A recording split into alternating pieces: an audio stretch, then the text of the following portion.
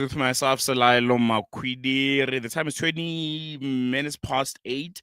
Very beautiful morning here in Johannesburg, Central African time. And we're going to be kickstarting the show with a very, very important development.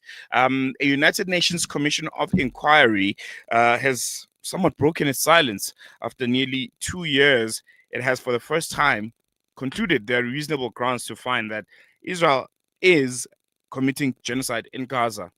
4 of the 5 acts defined under the 1948 Genocide Convention are cited: killing, causing serious harm, creating conditions meant to destroy, and preventing births. Israel rejects the finding, as expected, calling them false, politically motivated, and even libelous. But the Commission points to public statements made by Israeli leaders, the pattern of military operations, the siege and blockade, and the destruction of infrastructure in Gaza and Palestine. And I think the anguish of the displaced Palestinian people. But ultimately, what does this finding mean? Legally, politically, morally? Will it change anything on the ground, on the lived realities of the people of Palestine? Or is this simply another report among many others, echoing what many already know and believe, but having little real effect? And to help us unpack all of this, we'll be speaking and having a great conversation with Dr. Quraysha Sooliman, political analyst and consultant. Doc, Assalamu alaikum. Jazakallah so much for joining us. Always a pleasure having you on air here on Salam Media. Walaikum salam wa rahmatullahi wa barakatuh. Jazakallah khair. Thank you for inviting me. No, the pleasure is all ours. I think we can kickstart the conversation with just your reaction to this announcement, these findings by the United Nations Commission of Inquiry. What do you make of it, holistically, generally? Okay, so there's a gap between findings and enforcement. That's the obvious thing, right? So the Commission's determination has no enforcement. It cannot prosecute, it cannot sanction. Now, the reality is, how many times have UN reports documented atrocities? If you look at Darfur, Myanmar, Syria, without meaningful follow through. So the critical question here now is, does the UN system raise the alarm, but then abandon victims when geopolitical interests block action? So that's what we need to look at. Because, I mean, in reality, there is a UN paralysis. The UN Commission may call it a genocide, but without enforcement, it's just words. How many times have they documented atrocities only to watch the killing continue? I mean, this has been going on, exactly as you said right at the start, and you named everything, basically. You covered all my answers. But, I mean, in Ukraine... I'm sorry. In Ukraine, the genocide was declared within weeks. I mean, like, really? And in Gaza, even with overwhelming evidence, world powers resist the term. So that hypocrisy essentially kills international law, and that's where we are. No, most definitely. I want to touch on something that's very, very important, but I think at this point we're just talking about stuff that we've already known. Just looking at the findings themselves and maybe trying to define them.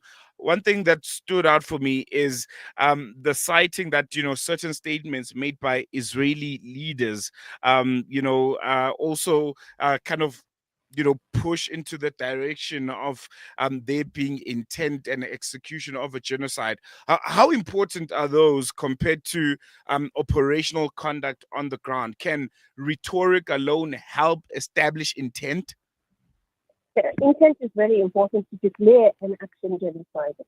So if you look at the 10 steps of genocide, when you can determine intent, then it's almost, as clear as daylight that it's a genocide. It doesn't take rocket science thereafter. So in many instances, say like, for example, what we had in Darfur, or we had in Somalia, or we had in Sudan, etc., there is excessive killing, violence, etc. But it's very hard to call those genocide. But in this case, and in the case of Rwanda, where you saw there was actual verbal articulation to determine that.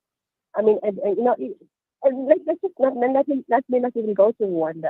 I mean, in Israel, they're not ashamed to articulate the intent. Let me put it that way, and they have articulated it consistently.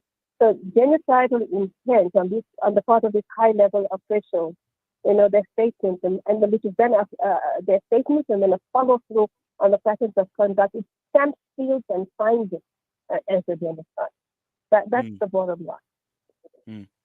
I want to look at legal and institutional consequences of this, but I think you already mentioned that there might not be any, but maybe looking at maybe the ICJ in itself, the ICC, could this maybe open some doors in those institutions or other bodies when it comes to further making sure that ultimately there are consequences for Israel, and there's evidence further added to an already known fact. Yes, so basically, if you look at it, the chair of the commission, she was involved in work related to the Rwanda genocide, right? And she's drawn comparisons also between the Rwanda genocide and what the commission is doing in Gaza.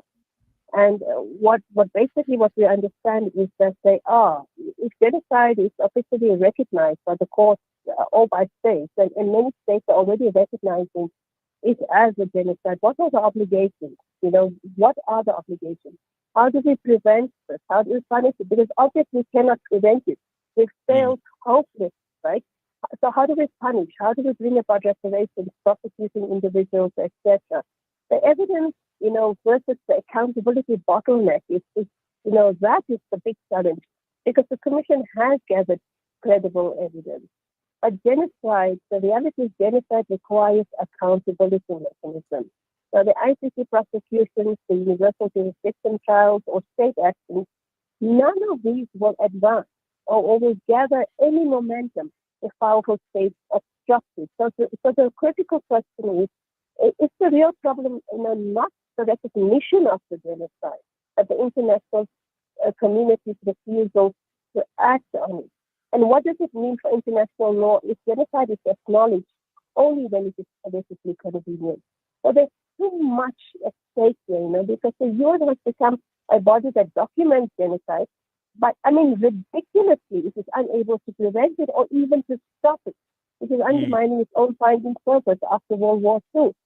We now need to be at a very critical question: are we actually watching the erosion of the Genocide Convention itself? Because it's a law protecting victims or protecting the perpetrators by demanding an impossibly high threshold of truth. And me and you and ordinary people on the ground, this is it's not rocket science. Please, it's just not rocket science. You can see what it is, and you know what it is, and we can also see the absolute paralysis on the part of states, and especially the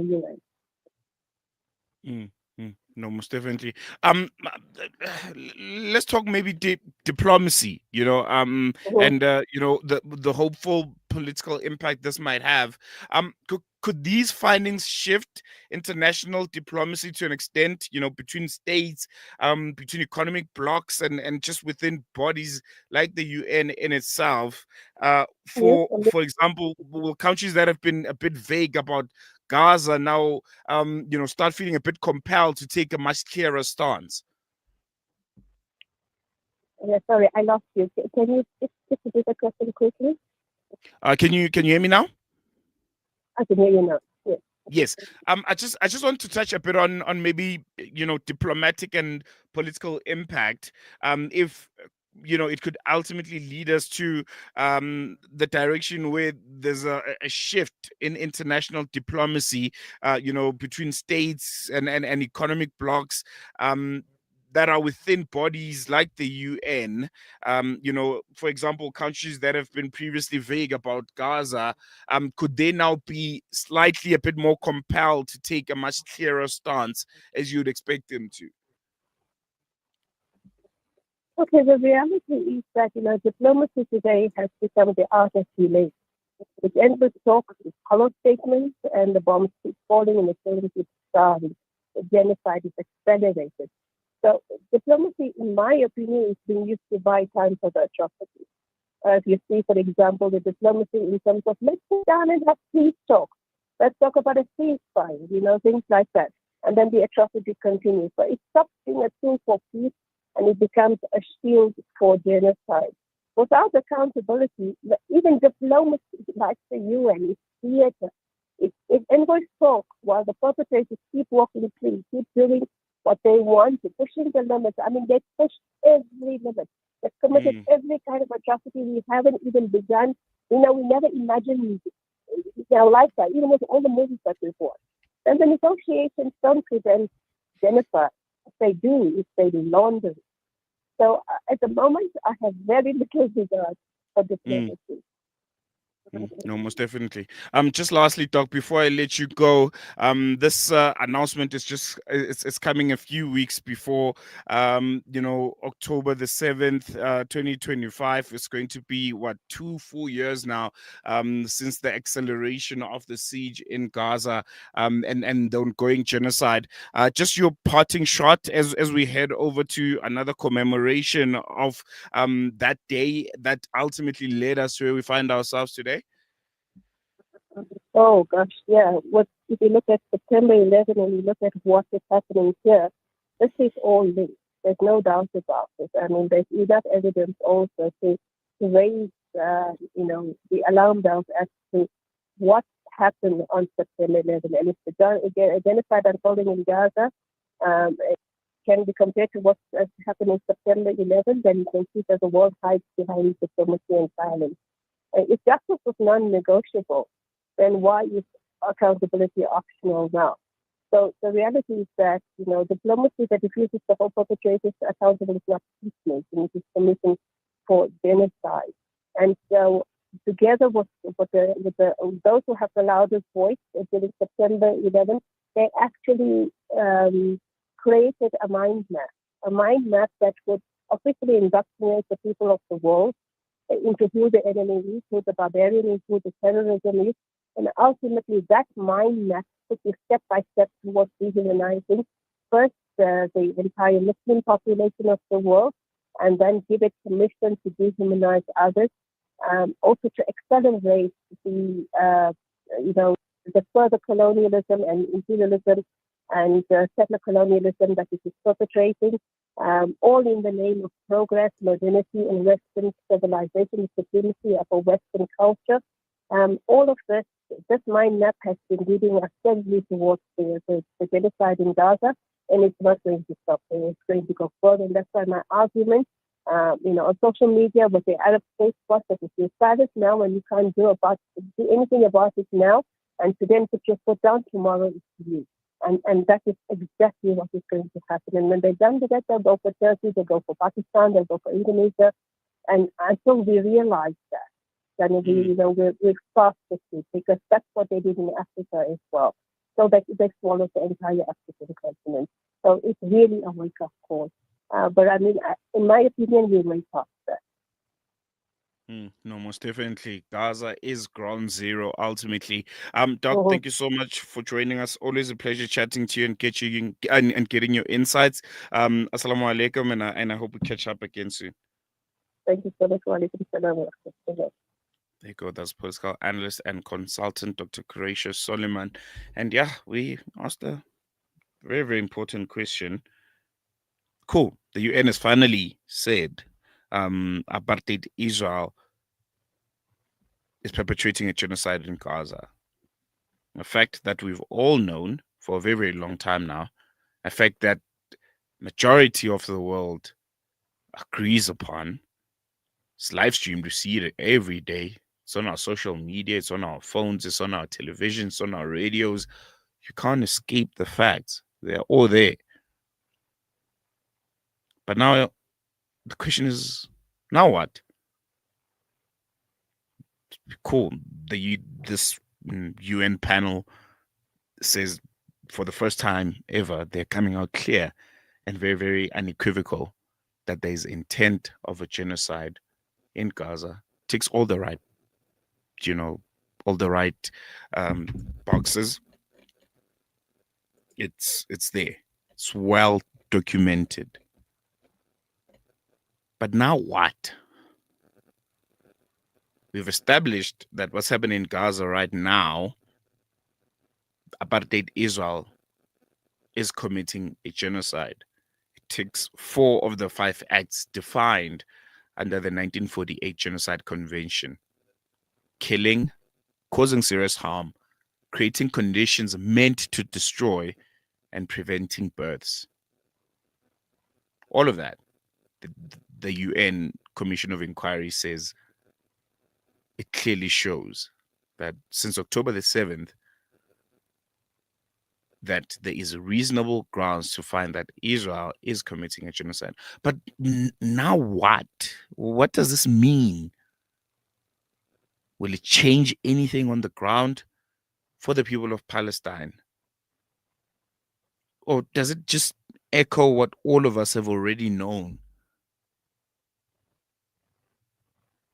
It's really, you're like, okay, do something about it. You know, innocent men, women, and children are being slaughtered on a daily in Gaza.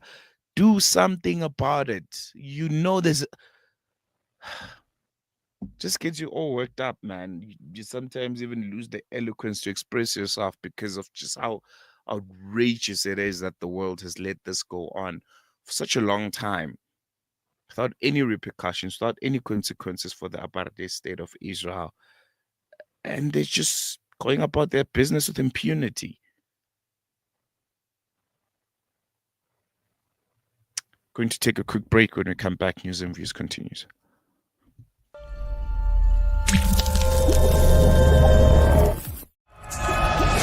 This is the most ruthless, prolonged and widespread attack against the Palestinian people since 1948. The goal of the Israeli government is abundantly clear as we continue witnessing the destruction of Gaza on our television screens and our newspapers in real time. As we said yesterday, an immediate ceasefire is the utmost priority and should pave the way for peace, justice, and accountability for all victims. More than 90% of schools and university buildings in Gaza have been destroyed or damaged, creating conditions where education for children has been made impossible. These attacks were part of a widespread and relentless assault against the Palestinian people, in which Israeli forces have committed war crimes, including directing attacks against civilians and willful killing, and the crime against humanity of extermination.